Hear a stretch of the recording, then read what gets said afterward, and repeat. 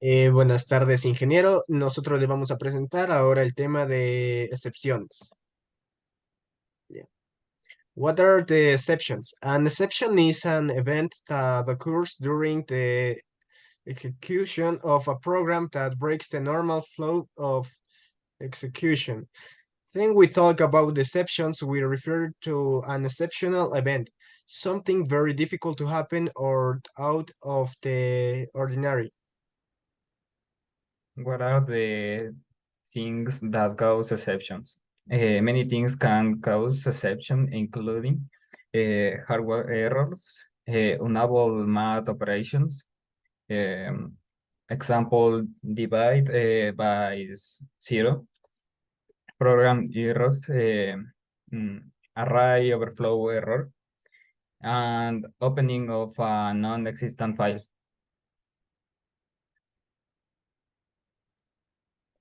Next, I will talk about types of exceptions. Java exceptions are anomalous situations that may occur during the execution of applications. Custom exceptions. Try block, where the exception can occur catch, is like the else of the try. It is executes when an exception is triggered in the try block. Finally, block of code that is always executed no matter if there were errors or not. Throw any exceptions. Throws determine which exceptions a method can throw. Good afternoon. I'm going to talk about Java exception. First, the arithmetic exception of an arithmetic operation. Array store exception of an operation when using an array. Negative array size exception of an operation when using an array. Null pointer exception thrown by a reference to a null object. EOF exception caused by reaching the end of a file. EO exception in an input and output process. File not found exception for not finding a file. Number format exception when converting a character string to a numeric value. Thank you.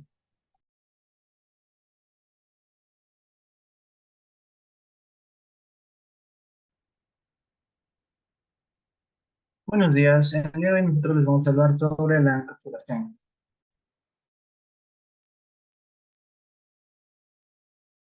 Definition refers to process of hiding an object member data by encapsulating its attributes and methods, restricting to those operations that are specifically defined to that object.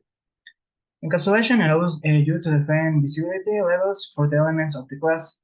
These visibility levels define access rights to the database on whether it is accessed through a method of the class itself, an inherent class or any other class.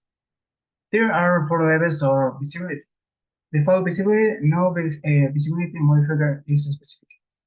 Public visibility. Function in all classes can access data or methods of a class defined with the public visibility level. This is the lowest level of data protection. Protected visibility. Access to data is restricted to function of inherit class, that is, by member functions of the class and the real class. This is an attribute or method declared protected, inaccessible only to the class of one package and its subclass, even if they are defined in a different package. Private visibility. Access to data is limited to the methods of the class itself. This is the highest level of data protection. Access modifiers. Public. Allow use to modify any attribute or method from anywhere in the code.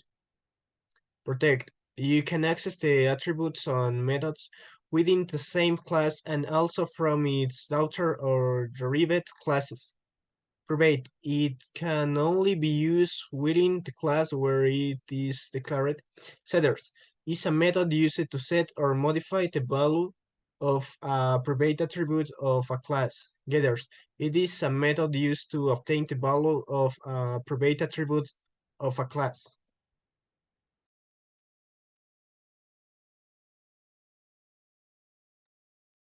How to choose the visibility level of the different elements of a class.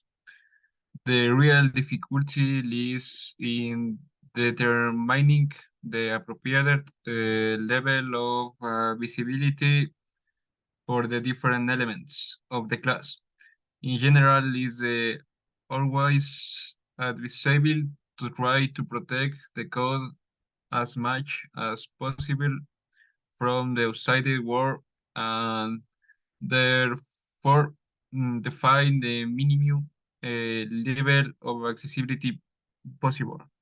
Next, it will be necessary to consider the sensitivity level of each element and the impact that each level of access to an element can have on the rest of a class, while identifying the various other elements that we need to access these elements to function.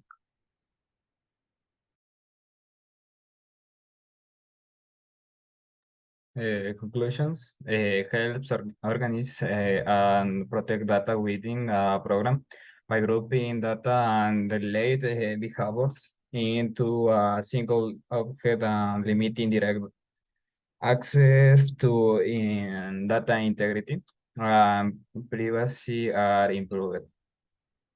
In Java, as many object-oriented programming language, classes, attributes, and methods have accessibility levels, which indicate under what circumstance that elements can be accessed. The person in a class does not have to know how the object's data is structured.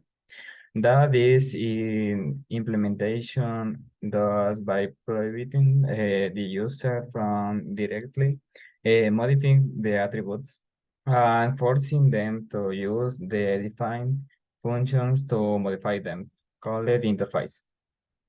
We manage to guarantee the integrity of a data. For example, you can ensure that the type of data input conforms to the specifications or that the data is in the expected range. Thanks for your attention.